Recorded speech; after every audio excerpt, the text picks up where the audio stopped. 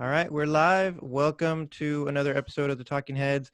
This is a very special episode. We have the four Andys with us. We got Andy Vasily, Andy Milne, Andy Hare, and Andy Horne from all over the world. We got Saudi Arabia, Australia, the US. We got everybody represented here. So very excited to have this conversation.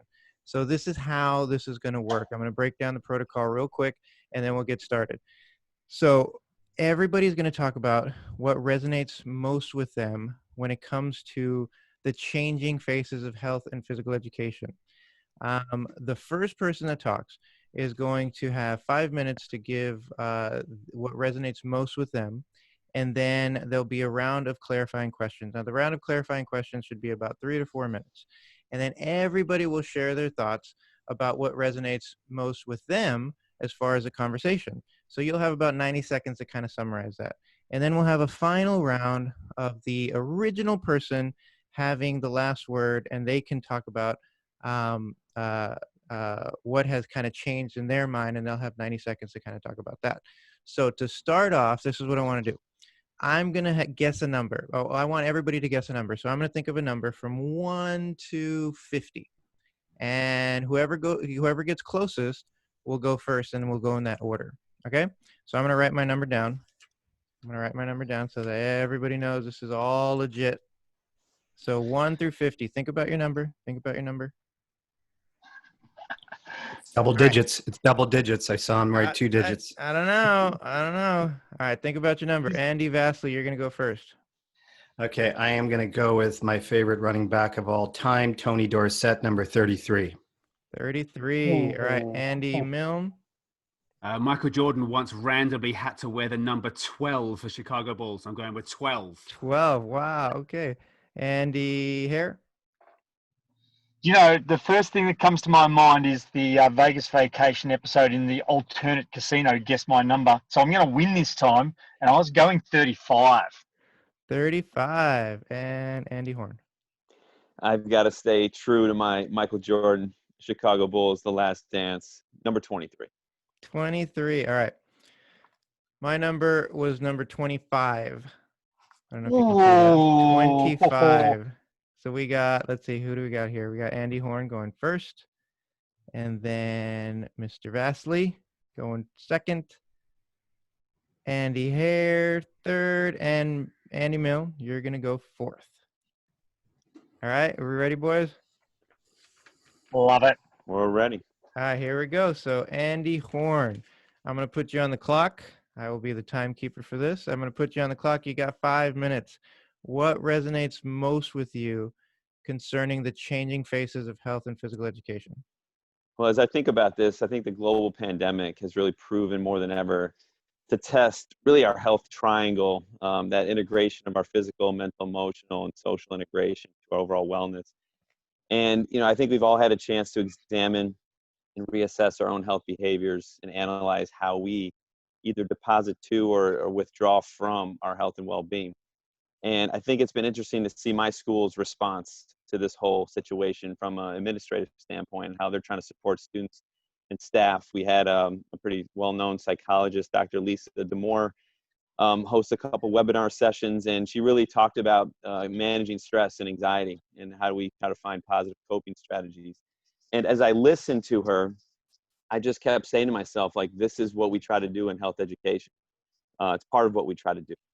And I think she referred to all the 3 dimensions in her talks, and she often mentioned many of the skills that we try to teach in health, try to develop the idea of health literacy, such as decision-making, our ability to self-manage and sort of execute our health-enhancing behaviors, as well as analyzing those influences in our life that are impacting our health, and then just how do we access and interpret information to make healthy decisions, especially around COVID-19, and then communication and some of the goal setting piece. But I think COVID-19 has literally forced us to test our very own health literacy skills as teachers, no matter what our age, and even our students. And so I think I'm really finding that our mental and emotional health are truly being tested like never before. And I think there's a need, an opportunity to examine how we teach about emotional health in health education and even physical education classrooms.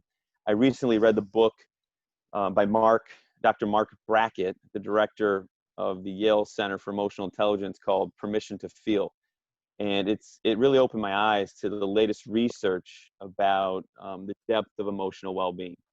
There's a science to emotion, and I think that's really important for us to understand as we think about how we structure our classrooms and support our students, let alone manage our own emotions. But he kind of gets into an idea of the ruler method. I don't have time to get into it, but it's really what he calls the emotion skills. And I think that's an area in particular in health education, I think it's been underdeveloped. And I think we need to look at more of how we can try to support students in understanding that more. And so I think we have to look at the science. We have to think about how we can incorporate some of these emotion skills that very much overlap with many of the other health skills we try to teach. And I think during this shutdown, it's become even more apparent to me the need for social emotional learning.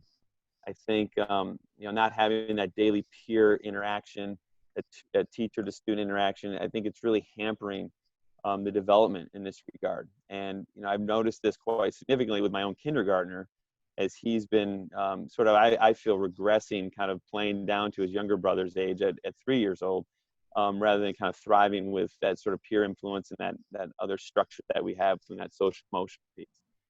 So I think what a great opportunity it is for physical and health education. We've always had this opportunity to really teach SEL, and I think it's even more important now that we are very intentional in how we try to deliver and really assess what we do and how we bring that value to our classrooms. So, there's a great SEL model. Perhaps we can put in the show notes, Jorge. It's called the Collaborate for Academic Social Emotional Learning. It's called CASEL for short, an acronym. And they're a local organization, but they're pretty well known, I believe. And they really get into 5 main categories of self-management, self-awareness, responsible decision-making, relationship skills, and social awareness. And it's a great structure to kind of look at, to think about how we can incorporate and align our curriculum and standards to some of these other pieces of the SEL skills that I think our students are greatly missing at this point. So there's many things we can kind of get into there, but ultimately I think we have to teach our students about healthy emotion regulation, as is mentioned in the book Permission to Feel. And particularly this idea of just how do we manage our thoughts. I mean, think of how many thoughts we've had during this pandemic, the highs and the lows, and just how do we kind of build empathy, also acceptance and gratitude, our positive self-talk, the idea of self-compassion for ourselves, and then obviously compassion for other people. And I think there's so much that we still need to dive into as health educators. And I think physical education also has an opportunity to really kind of look more into this as well. So that's kind of my take right now, and I'm curious to hear what you guys think. All right. Good job. I am already being a bad host because I was so into what you were saying. I was writing notes and I lost track of time. So I was like, that's Randomly my threw bad up the here. 1 minute. Yeah, it was. I That's forgot okay. about my 1 minute signal, which was not 1 minute. But anyway, that was great. Thank you. So now we get to the clarifying questions. So if anybody has any clarifying questions for Mr. Horne, feel free to shoot them out. So Andy Vasily. Okay. I've got 2. So a really quick one, just a clarification question is, you mentioned the acronym of the collaborative model. I didn't quite get it. So can you just spell out the acronym for us? Yeah, the acronym is CASEL. CAS. Okay, CASEL. Okay. Yeah, So that's CASEL. my first question. And the second one is more of a probing question, but based on what you've learned about the social emotional health, mental health over the past few weeks, what's one thing that for certain you will do differently in regards to the emotional health of your students in PE? For me, it's really getting students to check in with themselves more on how they're feeling. Whether we take breaks and moments, but I think it's also using some of the strategies that I've found in the book, this sort of mood meter and it really breaks down emotions into kind of two categories: the pleasantness that we feel or unpleasantness, and then the energy. Whether it's a high energy or a low energy. And so I think if we can get students to sort of clump into the four quadrants how they feel, he sort of has an X and Y axis. And then it's really then I think it's identifying, but it's also and understanding why we're feeling that way, getting students to really think through that. And then there's obviously some more skills to the ruler piece about how we express that, how we label that, and then really can we regulate or seek more of it if that's something we desire. So I just want to do more of that with my students. Okay. Kudos to you, Andy, for recommending Mark Brackett's Permission to Feel. I do know that he's planning a virtual book club that's coming up very soon, and he's very receptive on social media as well. The comment that I wanted to follow up was, I know that you're very strong with building relationships with your students and they feel very safe in the classroom. Have you given much thought to how you might develop those relationships with students when we potentially might be returning back to school remotely? It's a great question. I've thought about that a lot. In fact, I'm actually starting a virtual basketball camp here in about 2 weeks, and I don't know the kids. And, this will happen for us as we start next school year with our health students and PE students. And the first thing I thought of was like, we've got to get to know each other. That's day one. So I was going to do something with Flipgrid. I think I was going to have students kind of introduce themselves, share some bits about who they are. And then from there, I think it's trying to get them to really share more about who they are in early weeks of the class, and how do we get to know them, because it is going to be totally different. That's a great question. I'd be up for any ideas you guys have. I've got one for you as well, Mr. Horne. Coming obviously being very heavy in the media with what's happening in America, probably last week and this week coming.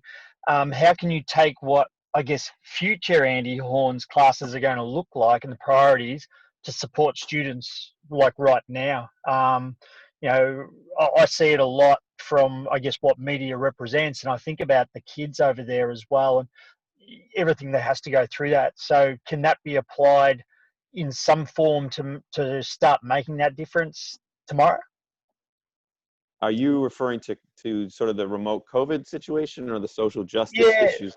Oh, look, yeah, both. I think that there's so many negatives that are influencing a child's direction, and being able to understand where they position themselves is part of that future learning that you're going to embed in.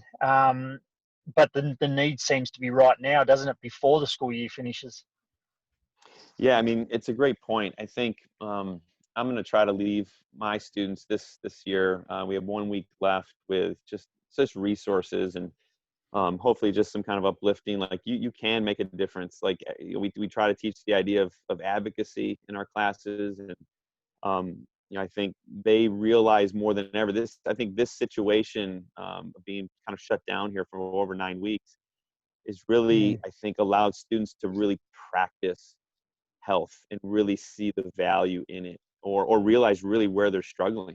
So it's been an interesting way to kind of apply more individually, I guess, since we haven't been in a classroom, what we try to do in health. And so I think it's got some interesting potential how this reshapes education moving forward. Yeah, I love it.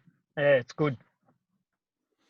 All right, so the next part of the protocol is sharing our thoughts. So we'll go around the horn here, and we'll share our thoughts about what Andy was talking about, and some of the things that we talked about, and some of the clarifying questions as well.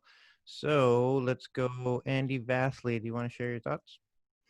Yeah, I don't really have too much to say because it connects very closely with what I'm going to share next, Andy Horne. But just that idea of, through it all, the importance of social, emotional, and mental health. And we've talked about it for years, and schools continue to say they're prioritizing it. But the reality is they let other things interfere with it.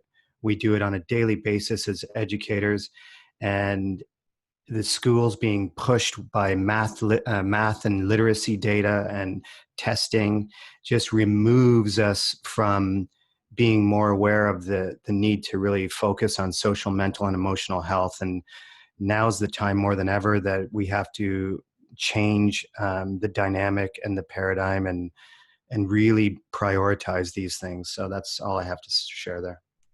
Andy Milne? I want to follow that up then. For too long, teachers have given students what they think they need, or what they were given as students themselves. This pandemic has shown us that we need to meet students where they're at. And right now, kids need social emotional learning. And I know that Andy Horne and I, we pretty much paused our curriculum and we focused on the social emotional piece for the longest time, because it's what students need. Good teachers are flexible, and they give the students what they desire, what they need to be successful in life. As a result of hearing Andy Horne speak, I commit to reading Mark Brackett's book, Permission to Feel, and report back to my PLN on social media and get a conversation going. Andy Hare? It blows my mind every time that we come together and have that similar train of thought about what it is that it's imperative. And I want to just commend Andy for sharing that knowledge and the research and the depth that you go into, and being able to retell that narrative is just such a credit to you. But again, just echoing the thoughts of Andy,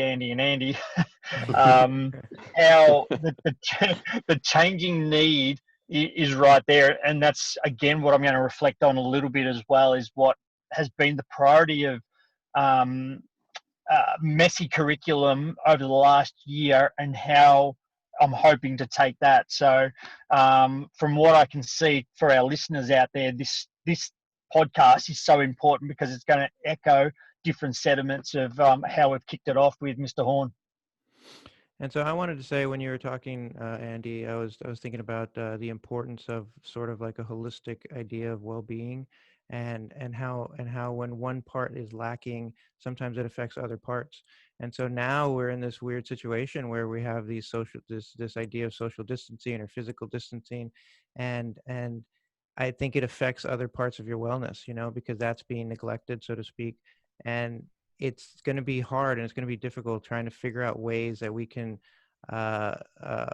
give our students opportunities to have all those or to kind of look at and focus on all those different types of well-being.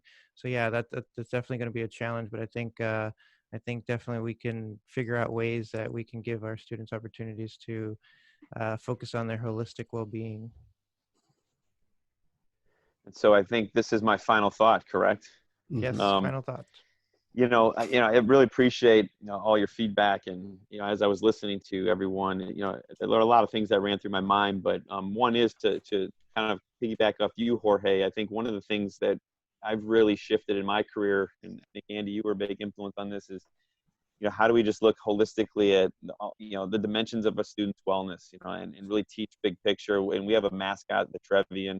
What makes a healthy Trevian, and so you're right. If we're lacking in one or two areas, right, it's all part of this, sort of budget we have for wellness and well-being. And so I think that's continued to be a theme, and just like you said, Andy Milne, just being flexible. Like we kind of blew up the curriculum and said, what do kids need now?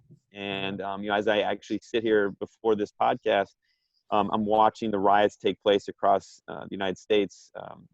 From a white police officer essentially murdering a black man for no reason. I was thinking about emotions, and it caused rage and anger in me and confusion. And I thought to myself, is this something that we need to be doing more in health education sometimes? I think racism is a public health issue.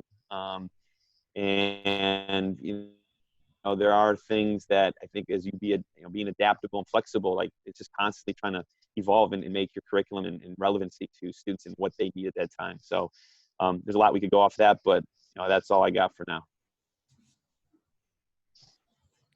All right. Thank you, Andy. Okay, Andy Vasily, you are up next.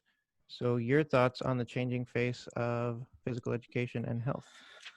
Yeah, it's very closely aligned to what Andy Horne said, and I'm going to show you. The listeners can't see this, but I've really got into this book over the past few weeks. It's called Self-Efficacy: The Exercise of Control. And it's basically all of Dr. Albert Bandura's work over his lifetime. It's incredible. It's a buddy of mine. It's his book, and he lent it to me for the summer. And I'm reading a book that I started a few weeks ago called Transcend, The New Science of Self-Actualization by Dr. Scott Barry Kaufman. And it begins, the book is amazing, but each chapter goes into a different idea about self-esteem and self-worth and mastery and all of these different areas. And what I want to talk about is the idea of a healthy self-esteem and self-worth and mastery.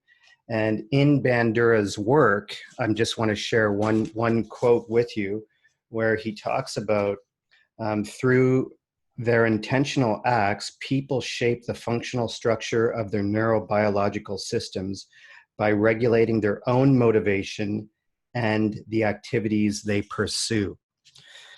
It's all about agency. And when we think about physical education and health, it's been delivered in a way for so many years where the teachers are saying, you have to learn this unit, you have to learn the next unit, you have to learn the next unit, where we're very much in control, teachers, of what it is the kids need to learn. And I think even though I've embedded a lot of voice and choice in my teaching over the past several years, I think now is such an important time to personalize learning in a way that absolutely helps students build agency and have autonomy. So it's really getting me to question the units that we're running in physical education and really moving away from a sports specific unit to more of a broad exploration of what's possible in a unit. So rather than a specific basketball unit, maybe it's just a ball sports unit where it's totally differentiated in the way that the kids have access and entry points into their own learning and what it is they want to pursue. And that's agentic learning, you know, so it's not required. Oh, you can hear my dog in the background. Sorry about that. But it's not forcing a 5 versus 5 basketball game for all students in your PE class. It's more an exploration of where students are at with their skills and where they want to take those skills. And as Dr. Scott Kretschmar, who came on my podcast and beautifully articulated that out of all the years that he taught and the talks that he gave and the research that he had done, what his vision of PE is, take the student by the hand and lead them to the kingdom doors and show them what's possible. And by doing that, we're exposing the kids to possibly something that they will find that will change their life forever. And that to me is the changing face of PE and health. And that's what we have to do. We have to inspire kids to figure out what their route is in regards to being physically active for life. We can't dictate that. We can't force units on them. But how can we open the doors for true exploration of what's possible so that they can find their entry point, explore, and then hopefully just fall in love, you know, by the time they leave us, if they can fall in love with one type of physical activity that will change their life forever, then we've done our job, you know? So that's kind of where I'm at. And it goes back to social, emotional, mental health and psychological safety. So Andy Horne, everything you said was about building psychological safety, and we can no longer dictate what kids have to do in our classes. We have to involve them in co-constructing their experiences, and we have to get out of our own head and remove the control and compliance that we feel is necessary to herd them along. So I think now through this pandemic and through trying to personalize distance learning, through everybody understanding the need for social and emotional health, now is the time more than ever to say, what do I need to do to truly make this happen? And what do I have to let go of within myself as an educator to plant those seeds for kids to flourish under their own terms and conditions? So that's what I have to say. Oh, you had your timer going. That's way better than me, because I started it like 2 minutes into the talk. I totally missed my cue again, so I will promise to do better. I just get so into like what you guys are saying and writing notes, and I just, timing doesn't matter.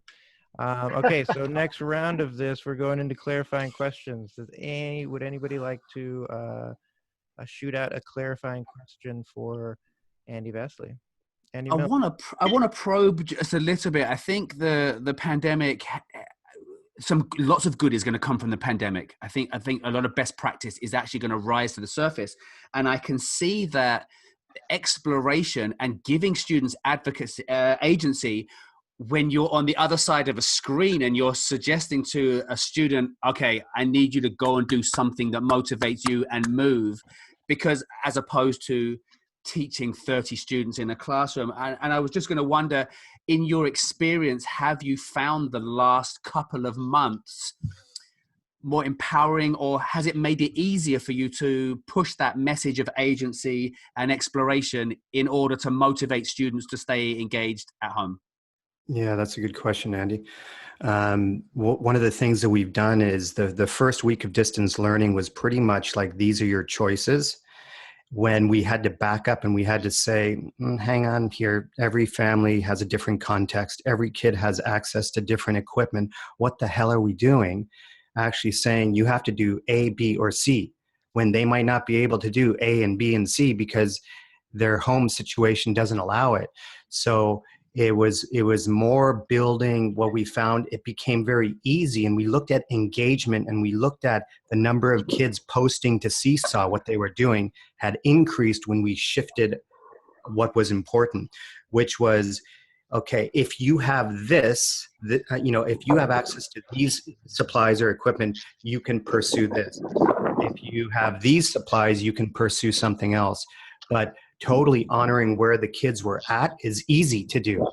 And really just say, wherever you're at, it's about you finding some type of movement that's going to resonate with you. And it's not going to be Joe Wicks, man, because I'm not going to be up here making every one of my students do Joe Wicks, because even though I want to keep them moving, really it's about finding something that resonates with them under their own terms and conditions. So Andy, I think it was easy when we shifted that thinking and provided more choice boards. Yeah. And I just wanted to say something about that as well, because I was teaching with I teach with Andy, and some of the distance learning that we did in the kindergarten, for me anyway, I kind of realized very quickly that like Andy was saying, everybody has a different situation. Some people left the compound, some people left the country, some people are in different areas. Everybody's situation is different. So the activities and the things that I tried to do with the kids was have them be creative with the things that they do have in their home. So if we're thinking about an activity with a ball, it could be a rolled up piece of paper, it could be a sock, it could be anything, right? So it doesn't necessarily have to be a little rubber bouncy ball. It could be anything that they can manipulate that would have that same sort of structure. And so when we're looking at targets, if we're tossing an underhand throw into a basket, it could be a trash basket, it could be a pot, it could be a circle that you draw on the ground. And so for me, it opened my mind to think of what we can do, or things that we can be creative with to still, give them the opportunity to practice a certain skill, but in a very creative way that they have control over.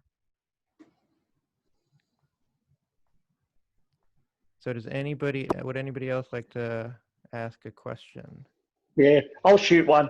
I know that, Andy Vasily and I, we go back 7 years now. And I think the work that we were doing there in 2014 is exactly where we've set ourselves up for. It's complementing what Andy Horne was saying, but it's also taking that real personal nature. And when we connected kids and we saw and experimented whether learning would stick. And that was the big thing, I think, that looking at the disconnection of what we're teaching, but just throwing mud at the wall and seeing if that sticks was so valuable in the journeys of those children. And I know that some of those kids now are 19, 20 years of age, and they reflect on that lesson. They still think that was one of the greatest things we did in physical education. So having the context of it, and I know you're a very, very deep reader with what you do, but really having a look at that and then stripping it back and seeing where the excellence of children in their own domains leads to their physical literacy or physically literate outcome is how we're moving really well. And I love that, Andy. I can't wait to see what comes next in that journey with the kids there. Go ahead, Andy. It just my last question or probe, I guess, is the thing that struck me there was, you mentioned the word psychological safety, and the first time I heard that term, I want to say it was from, I think, Dr. Amy Edmondson from Harvard, and she's done a lot of work with that, I believe. I think that's the name. And there was something I read where it's just like students are constantly, our brain is wired to constantly search for safety, and in the minute that we don't feel safe in a classroom or in a conversation with a peer or a teacher, we really start to question whether or not this is the right place for me. So, that really resonated with me. And I think that is a very difficult thing to achieve consistently throughout your classes each and every day. So I'm just wondering, Andy, Vasily, if you have any tips, tricks, or just one big takeaway you could share with the audience about how you try to create that psychological safety in a nutshell.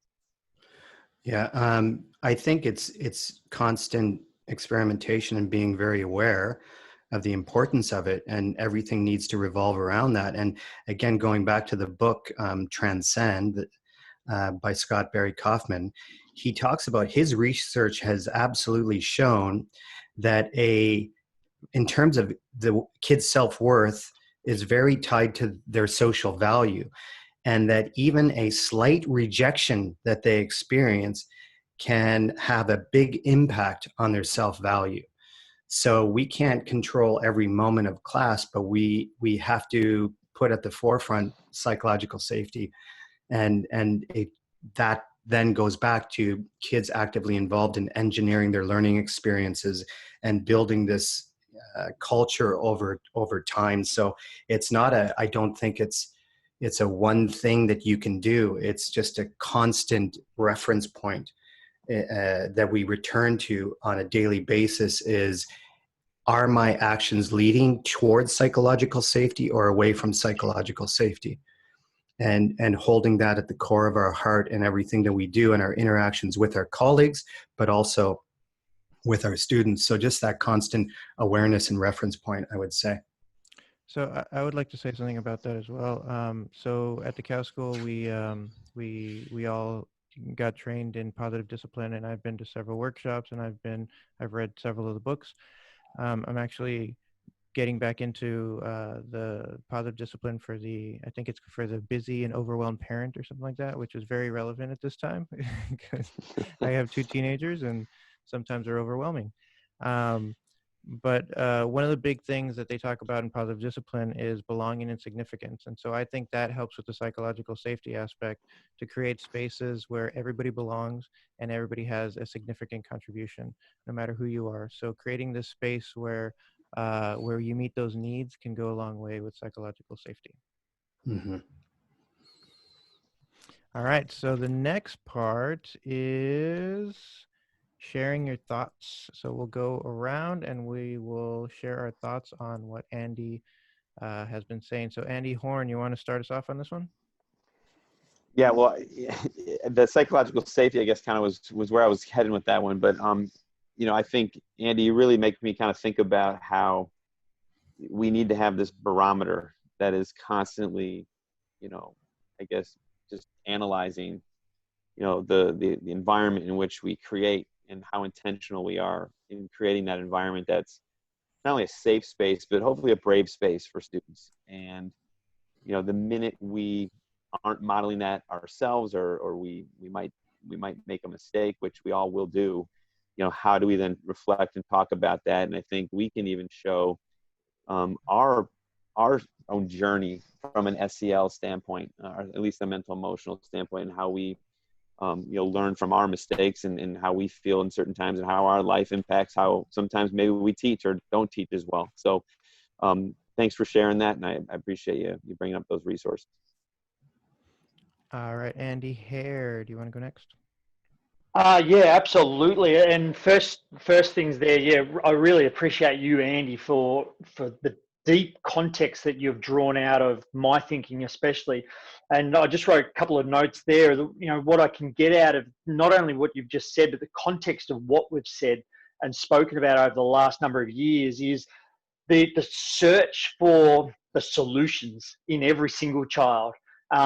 We know that there are a million mistakes, but really elaborating on those mistakes and praising children for showing those mistakes and being aware of showing those mistakes in front of other children, showing their vulnerability, and then also for us modeling those mistakes in ourselves. And I think that really encompasses us not as a teacher to the children, but a collaborator for the children, and being on that same level. And also, you know, they're making the curriculum transparent. So the three parties in the schools, the educators, the teachers, and the parents, making everything transparent in that curriculum. So it's a buy-in and having that provocation of some sort, really, to get those kids feeling that, you know what, we're going to have a bit of fun in this, and I'm going to become the best version of myself. So, you know, that's what I get from you, and certainly having that real context there really enriches that journey. So, yeah, cool, man.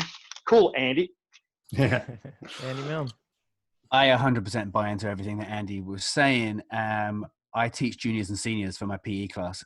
45 of my 51 students graduated and are going on to college. So, and I teach with that in mind. I teach with the knowledge that they're soon about to transition to a new part of the world, to a new part of their life. And I need to allow them to have that self-efficacy, to know that they can be successful when they leave the family and they're out there on their own. So I teach with that in mind from day one.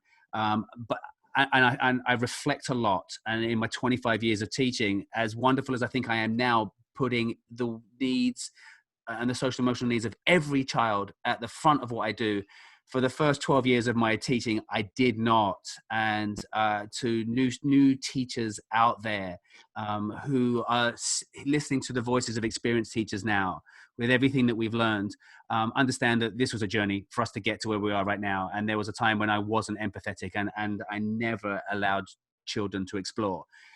As a result of listening to Andy speak, I commit to checking in more with my students at all times to make sure that they feel safe and therefore motivated to be a valuable part of my lessons. So I just wanted to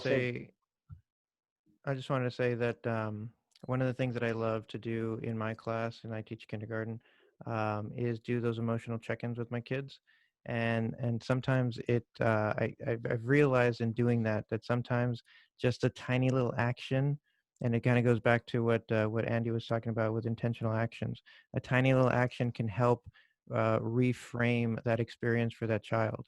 And so that to me has been really eye-opening in the last couple of years, that a little thing that I can do to show the child that I care about them can totally change their experience in physical education, and hopefully, you know, for school, right? For learning, because if they're so bogged down in that emotional mindset that they won't, it kind of hinders them to think rationally, then it's very difficult for that student to learn, or for that student to experience something in a positive way. So just making that little intention to help them out and to show that you care about them goes a long way. Andy Vasily? Yeah. So I think just returning back to I liked, Andy Horne, what you said about that barometer, and, you know, really just the question that I want to ask myself when I work with teachers, when I coach teachers, and when I'm teaching. I'm going to be teaching PE more next year based on the situation at our school, which is great. So I'm going to return back to some teaching, which is awesome. But are my actions helping to move the person towards psychological safety or away from psychological safety? And in your heart, you'll know, and really reflecting on that. And it's just that going back to that constant reference point and holding that front center in our teaching and in our interactions with our colleagues and our students. So that's my final thought. All right. Andy Hare, you are up next. What are your thoughts on the changing faces of health and physical education? It's for me, it's such a rich topic, and across the last 4 years, I've really started to draw away from the importance of what I teach, but more so how I teach it, and looking at again that social emotional learning, trying to pick a model which I can then base off the research, but also then be able to blend that into visible student outcomes.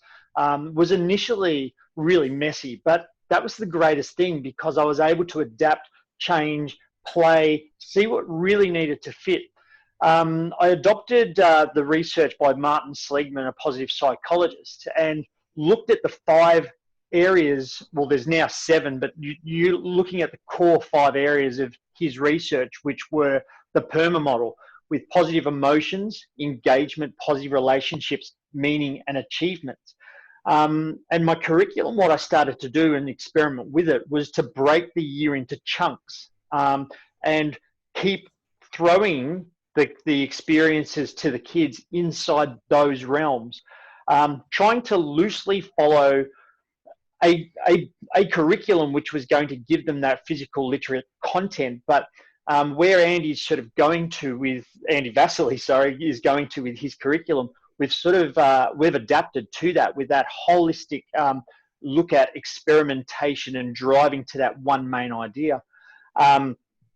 And that one main idea can be replicated 30 different ways inside a classroom. But one of the greatest things that I guess with Martin Seligman and some of his work was looking at how we as humans are there to protect ourselves. You know, our essential part of life is to stay alive. And if we can protect ourselves from all the harm that comes in, we'll stay alive, and we'll keep our journey in this game going for a lot longer. What he started to work with was working with people from trauma backgrounds and looking at how once you hit a really heavy trauma in your life, you are very, very, very closed in to what you allow to come close. So you are looking for that, all those negatives all the time to protect yourself. And it was trying to work with those people to start scanning for the positives and looking to what brought them joy every single day. In Australia, let's just zero this right down. At my school, we have a huge percentage of children that are now coming from a trauma background. They're coming to school with baggage that we know nothing about, that's happened 5 minutes ago, 2 minutes ago, 5 years ago, 8 years ago. It doesn't matter. They're coming to school with that. So being able to implement the PERMA model with that positive repercussions and looking for the positives all day builds trust. That's our first and foremost with the kids and working towards those kids. I also work with some home education students, which kind of, the whole world adopted that model. But my home education students that I was working with last year, a lot of them had huge anxieties. And being a stranger to that position, I had to adopt this PERMA model, bring it in, and allow them to gain that trust. And that trust was through exposing my weaknesses to them and showing that we are all human. We're going to make mistakes, but it's great to be able to put them out. With Martin Seligman's direction and the way I embedded that in the classrooms or in the classes that I teach is I tried to work on around about a 10-week, 12-week block. So having bits and pieces that were the priority, but underpinning it with the other 4 dimensions. The 6th dimension is health, and it's looking after our body through physical exercise and all of that as well. But where we look at it, it comes from how an adult talks to the children, how we respond to the things that, again, agreeing with Andy Milne, 10 years ago, you just push off and you just go, you know what, it doesn't matter, go away. But it's important to that child. And we're pretty much saying to that child, look, anything else doesn't matter, I'm teaching you PE. Flipping all that and having a look at what we teach. We're now seeing children after about 2 years of really embedding it, children making mistakes, children having a laugh, children finding what they're good at and really shining in on that and being able to take that through a larger journey. I'm only in elementary, so primary kids here. So it is important for the kids not to lock themselves in and go, well, I can swing a bat really well, I'm going to play baseball, because they close themselves off to everything else. Mixing the curriculum with high risk, high risk and also low risk as well. So that's kind of where I'm coming from with my PERMA model, the embedded SEL into that practice. All right, so Andy saves me again because I started the clock late. But moving right along, the clarifying questions. Andy, you want to ask a clarifying question? So Andy? Andy here. I've done a lot of work around Seligman's work, and I've done a lot of reading. And I know he spent some time down at Geelong Grammar. I think he worked pretty intensively with staff and students there. And one of the things that he focuses on is strengths-based research. So when you think about your own program, how can you get teachers focused on helping students identify the strengths within themselves, maybe from social, emotional, mental point of view, as well as physical point of view, rather than the traditional model of reflecting on what you're not doing well and then setting a goal to improve that area. So how do you flip it to more of a strength-based approach to teaching and learning? I'm really looking at it, and starting with, I guess it's starting with a singular person. I always look at this idea and go, okay, in a school you have a lot of barriers. You have so many people that will go, you know what, that's too hard for me. I don't know enough about it, so I'm not going to show my lack of knowledge. But that strength-based approach is trying to embed into a teaching philosophy what I'm really good at. So bringing that to the forefront and going, this is why I became a teacher. I'm actually really good at this, and being able to share that with the children, and then develop that weakness behind the backcourt. We're trying to get teachers to establish their greatest assets and have them inside a unit. So in a classroom, teams, having the strength there of each quality of a person, so it brings together a quality program, rather than have all the strengths in one quality into one team. Across physical education, Andy, there, I'm lucky we've got 2 teachers and a health teacher now, so we're trying to bring that similar practice together by leadership, and I'm drawing upon the strengths of others, but also seeing where my strengths are being able to be beneficial to others as well. That empowerment of person, but also that personalized learning growth. So we're not there saying do. All of a sudden we're leading by example, and we're seeing people come through and go, I really like that. I've taken that step. So that's so rewarding to see. Yeah.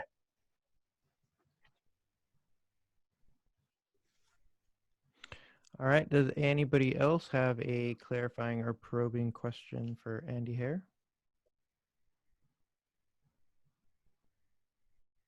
No other Andys?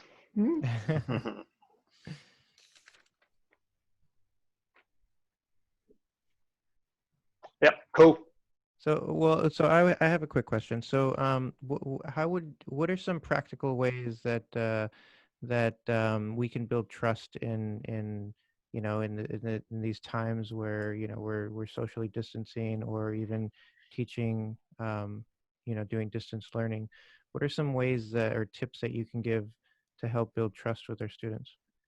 Yeah, one of the greatest things I did, and this is probably the main thing I did, I'm just grabbing it off my desk here, and I know our viewers can't see it, but I sent home postcards to the kids, and they're my positive postcards. Oh, nice. One of the things I didn't want to lose was the trust that I was here and they were there, that they were stuck. So with the families, I went with the really heavy families first that may or may not have been coping very well. And pretty much in the postcard, I tell the kids, everyone in the family, how much I miss them, that I can't wait for them to be back at school. I hope they're doing really well. And also just to check in. So we had, as part of this lockdown, and I'm actually really lucky that we've just gone back to school last week, seeing children. So we had 7 weeks of it, and it's about being able to be accessed online for that remote learning, but have that chat to chat and being able to resolve issues. But these positive postcards were something that really built that trust, especially in kindergarteners that I'd only seen for 6 weeks.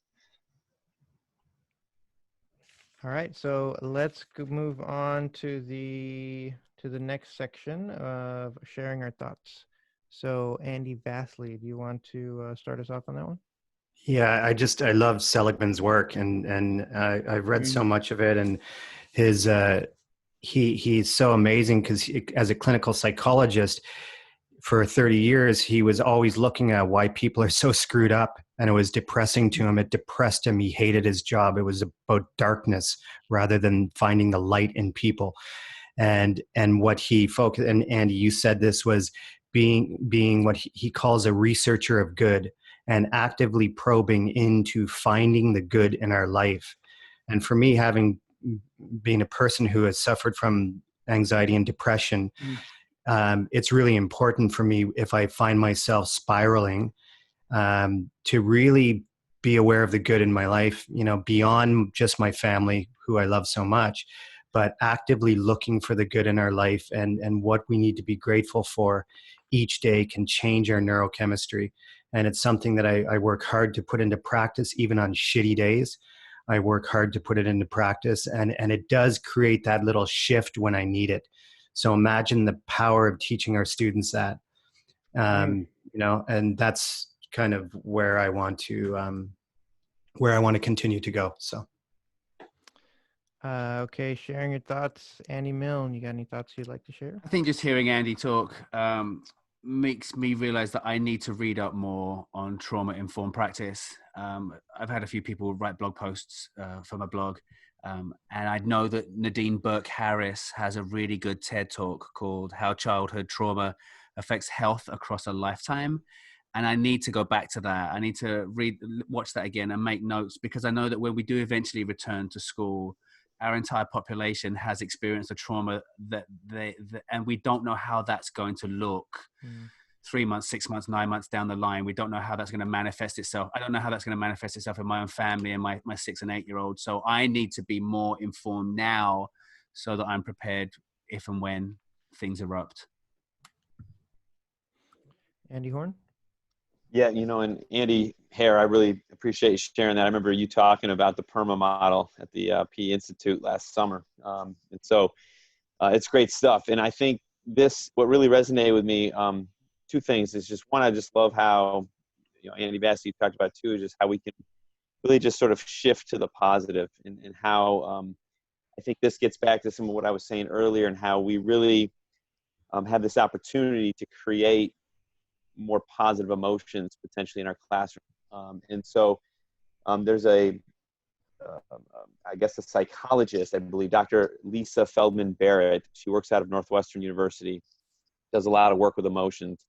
And one of the things she talks about is our body's affect, or our mood essentially, really influences, what we see and hear. And so by the fact that you're creating these positive feelings and emotions and experiences, you're not only getting that kid to buy in that day, but potentially love physical activity and the things you're doing the rest of their lives. So, I think that's really important to understand. And so thanks for sharing that. My pleasure. Yeah, and just to kind of piggyback off of that, for me, listening to you talk, it made me realize I need to get a little bit more into positive psychology and that PERMA model. And for those of you who are listening, I do also want to post this on YouTube. So any of the visuals, the books that Andy put up, the trust cards, things like that, I can put them up, and people can see those as well on the YouTube channel. So Andy Hare, I'd like to give you a chance to have the last word. Oh, absolutely. And probably the last word is there to really dig into that positive psychology. I've suffered depression probably for the last 3 or 4 years. And I actually call, when I'm depressed, those dark days, I say Dan's come to visit. And my positives is when Peter's in the back seat of the car, because nothing can stop you when you're seeing the positives down the street. You're saying hello to everyone. You're making connections with everyone. You're wanting to talk to everyone. You're skipping, you're jumping. And that's what the thing is. That's what our kids do. You know, I often think about what would 10-year-old Andy do? And 10-year-old Andy is doing what I see the kids do, the real positive nature. So I'm trying to embed into my students the childhood that I had, the happiness, the eccentric, the ADHD Andy, is what I'm trying to bring across to them through this underpinning notion of what positive psychology is within the lesson, and to drive that lesson. So that's my priority. And I'd love to be able to assess on that rather than assessing the way our department wants us to assess. But you know, I'm getting there, which is good. Excellent. All right, thank you. So Andy Milne, you're up. What are your thoughts on the changing face of health and physical education? So really for the last 3 months, my focus has been head down, trying to get through this. But only now, as I see the light at the end of the tunnel, I'm starting to look ahead. And what are we going to learn? What am I seeing right now on social media that's showing me glimpses of a better future, certainly amongst health educators? And I've started to see a lot of sharing, a lot of teachers coming and trying to share for good, which is a good thing. And there's been a couple of free webinars that I've been able to watch. I watched a great one from Asha, but the best one I watched recently came from Advocates for Youth, who just launched their second edition of the National Sex Education Standards. Now, the National Sex Education Standards first came out in 2012, and it's an amazing document. They literally went out and put a collaborative team together of the best and decided what best practice would look like in terms of quality, comprehensive sex education delivery. For me, it's like the Bible. Everything I do in the classroom would refer back to that. And what I love about this document, and is giving me hope for the future, is that something that's less than 8 years old, the team went straight back and started to gather information, reevaluated it, and took on board how society has changed and how language has changed in the classroom in a short period of time, and have pushed out a better version of what I think is one of the best documents out there for health education teachers. So it's given me hope. And I think the message is for teachers: if you think you have created something that's wonderful for your students, don't sit back on your laurels and kind of relish in that, tweet it out and you know, get the retweets and love it. Continue to go back to it and find ways in which to improve it. What I like about the message that comes out of this document is 76 pages long. Is it talks about, if we provide quality sex education for our students, the benefits are vast, from delaying sexual activity to reducing sexual activity to increased condom use, lower unintended pregnancies, reduced rates of STIs. But the takeaway is what we're doing in the classroom makes students safer. And there's a sentence in there that specifically states that quality sex education, and you can expand that, quality teaching in general goes beyond delivering information to your students. Andy Milne of 12 years ago would plan a lesson and teach at the kids in front of him. And that would be it. That information, that knowledge never had a life outside of the gym space or my classroom. 7 years on from the original document, this new document is now including trauma-informed information. It's ramped up the reproductive justice side of things. There's a whole a section on social justice and equity and the social determinants of health. What we're now asking students to do is to see that there's so much more to what makes us healthy or allows us to be healthy. Somebody earlier talked about those intersections. We've changed the language. We've made it significantly more inclusive, which means that our LGBTQ students now see themselves in the curriculum and they feel safer. We were talking about psychological safety just a minute ago. We're making sure that those kids feel safe so that they can then take this information and do something with it. When new topics now in this document: consent and healthy relationships, gender identity, sexual orientation, interpersonal violence. We need to let our students know that what we are covering and talking about in the classroom has to be used. It's ripe for a life beyond the four walls of our classroom. my role is to teach the student, the child, and allow them to practice those skills, but they have to take it home.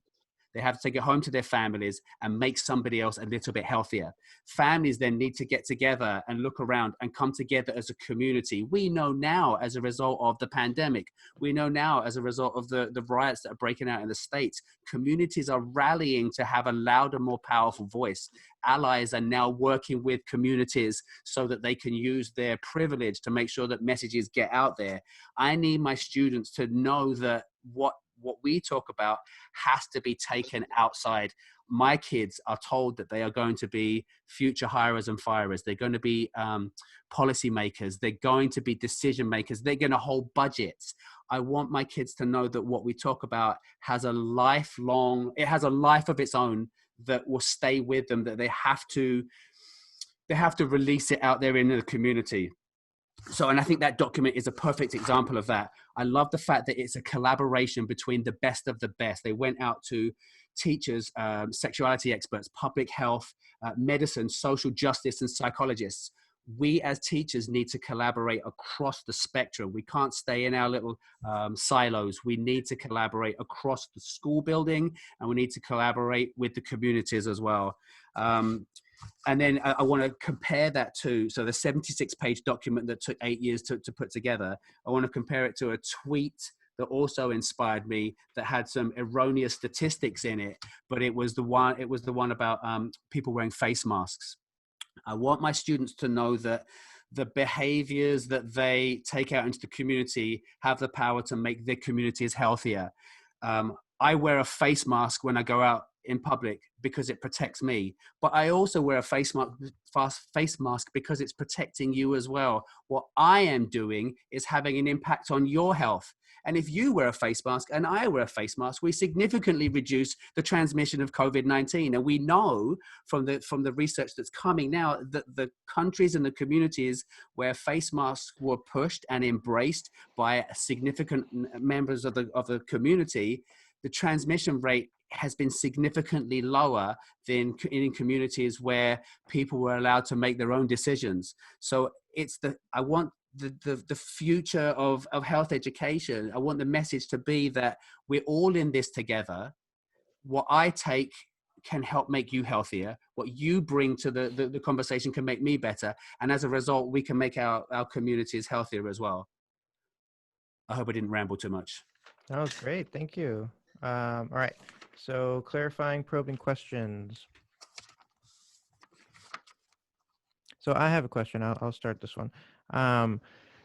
So being in Saudi Arabia, there are certain barriers to sex education. There are cultural, social barriers.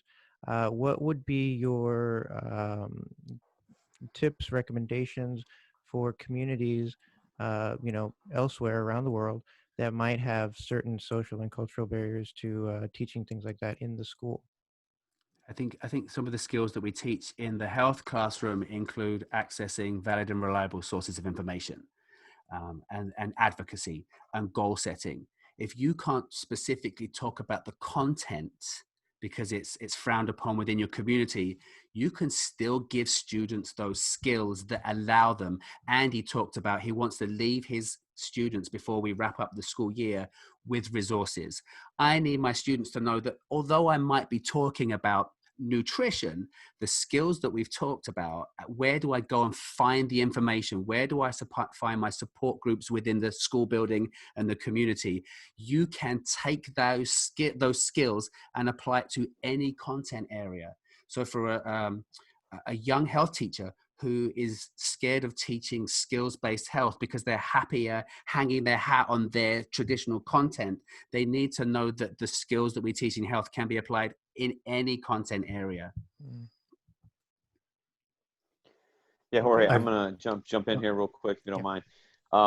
Andy, I happen to teach with you in the same building, and I've learned a lot from you over the years, and I'd like you to tell the audience and the guys here that I love the thing you do at the end of the year. I think you have your students what was my main message? What was my biggest thing that you knew I was trying to stress all year? Can you talk about that a little bit?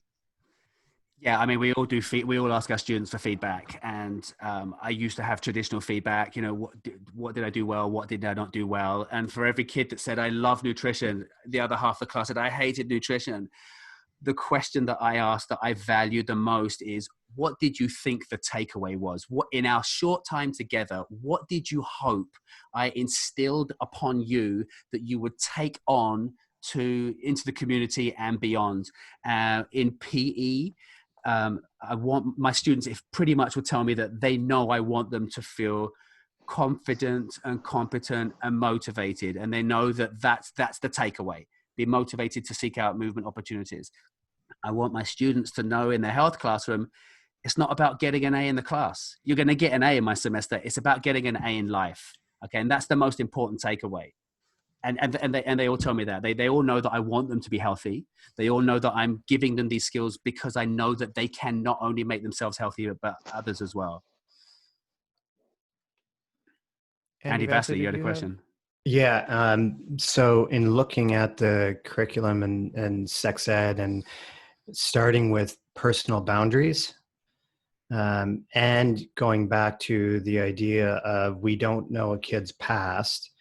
What's when a health ed curriculum is unclear in a school and it's maybe a suitcase based approach, you bring what you've done.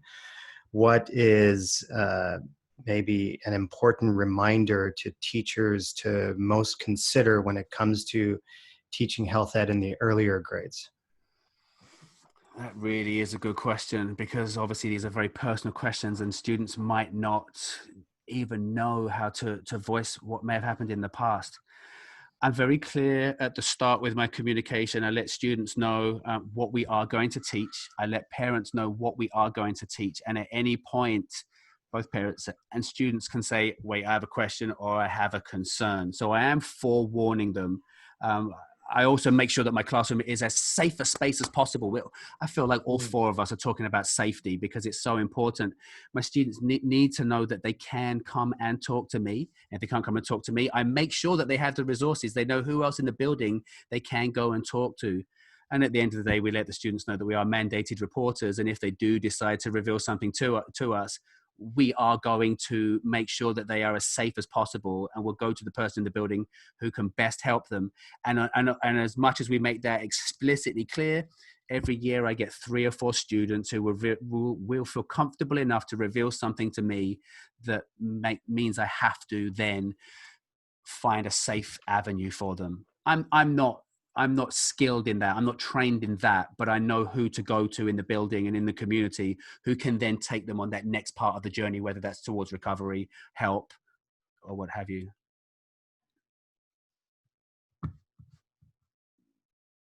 All right. Any other questions?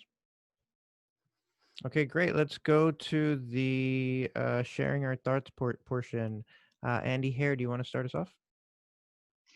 I've just absolutely in awe of the work that you've done there, Andy. And I keep thinking back to myself, how can I embed that at the senior end or even the junior end of my primary school? Because it's so important. And I love that. I was thinking along the lines of the connections between the pandemic right now, your face mask and protecting yourself, but also making sure someone else is protected, and then making that connection back to sexual health. And I know you've spoken about that and have done some awesome workshops in that, but what greater connection can you make to students right now with that as well, and looking at that overall wellness in that, if I have something, I don't want to give it, and making those steps towards that. So yeah, I'm actually going to look into that and see what levels of the work that you've done we can actually bring back to the students here at Leopold. Yeah, well done. I love it. Andy Horne. Well, Andy, Milne, you did send me the link to that webinar, which I couldn't get on because my 2 kids were climbing on my shoulders and everything else. But I do need to follow up on that document. And I think there's some great stuff. And I think the takeaway that I get there is, you really, like you said, you have to be adaptable. In health education, especially, like everything's just changing every year. And so, if you've taught the same semester or year the same way for a year or two in a row, I mean, it's time to really reflect on what you're doing. How are you adapting with the times your students' needs? The other piece that I think I really got there was, we have to collaborate. We have to not be in our silos. We have to find ways to keep improving upon what we do and be willing to receive feedback as well. And then I think the thing that you've always stressed since I've known you is you really are about how do you get students to see the greater impact beyond the four walls of your classroom. And I think that's a huge message that it's so important, whether it's physical education or health, that it's got, our classes have to be more than just the 40 minutes we see them each class period, and so I think those are my big takeaways that have to being part of the theme. And there's been so many great themes here that are just, I'm excited. I'm already starting to think about next year. Andy Vasily. Yeah, I liked Andy Milne, what you emphasized, and you've been at it a long time. As you said, you've been teaching over 20 years, and it's this idea of taking the Advocates of Youth 2012 document that I think was redone. You said in 2019. The new one just came out. So I think the first one was Right. 2012, the second one was 2020.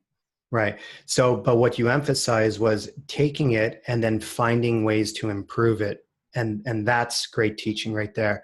And giving ourselves the freedom and flexibility and to challenge ourselves that this is the framework, but how are we going to take it and apply it to our own teaching in our own context with our own students?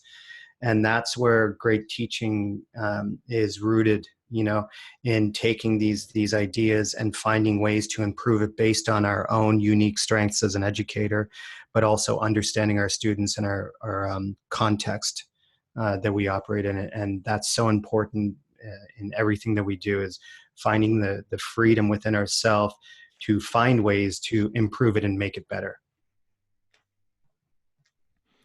All right, so Andy Milne, I'll give you the last word on this one.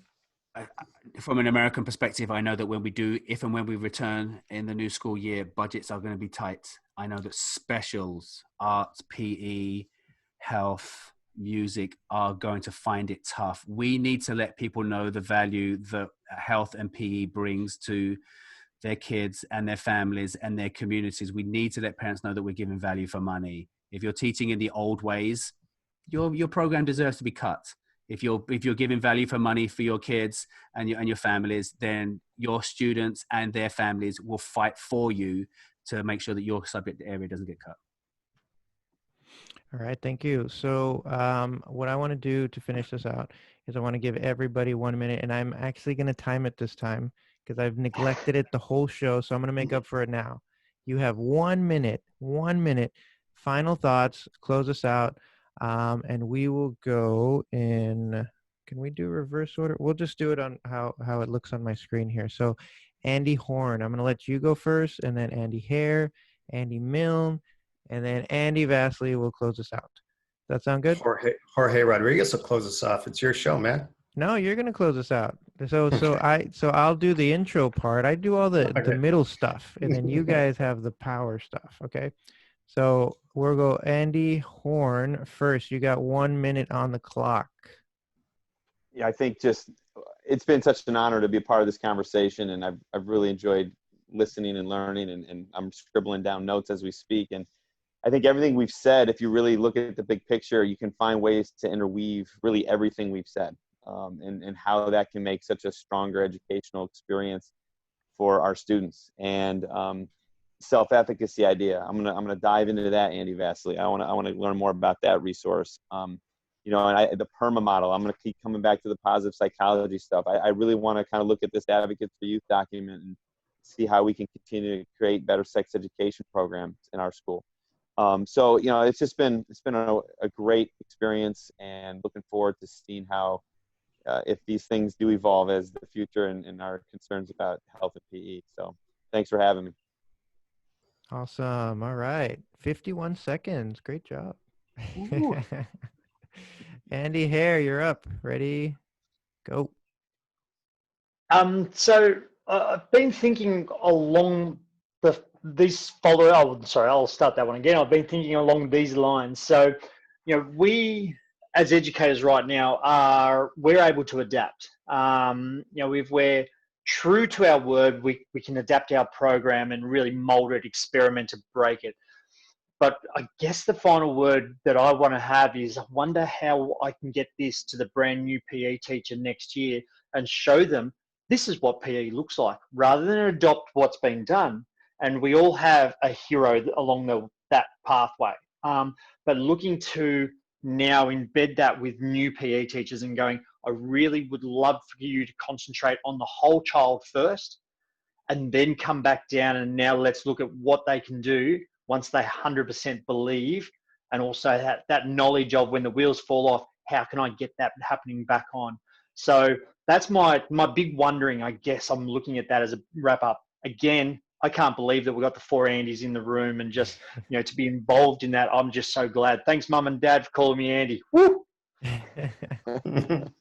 All right, you went over. You were 10 seconds over. Just gonna Oh, throw that out there. rats. I'm gonna put that down. I'll cut Mum and Dad. No, keep that in. All right, Andy Milne, you're on deck.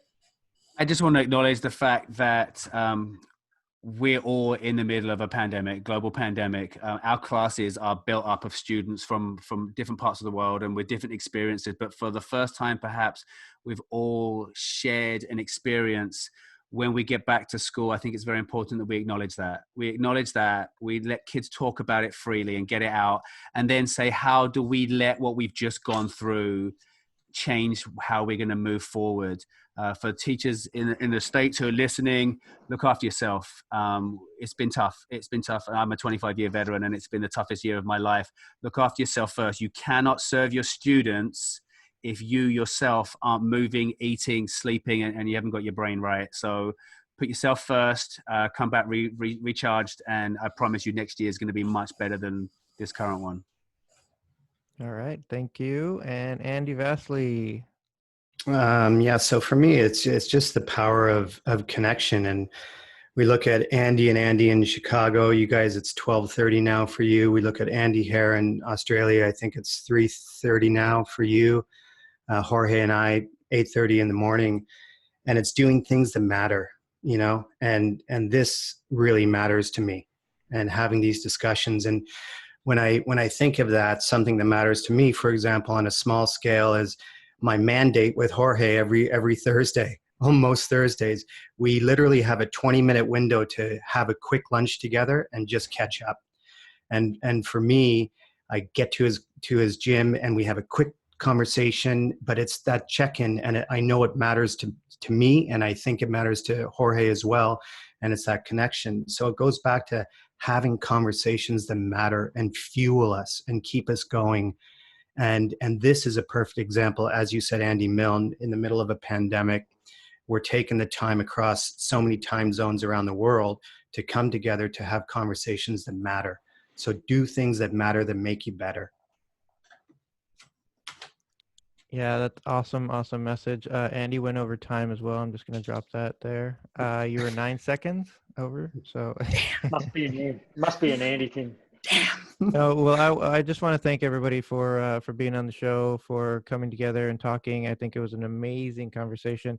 And, one of the things that resonated with me was this idea of social and emotional learning and putting our students' emotions at the forefront, right? And making sure that they have a safe place to learn and thrive.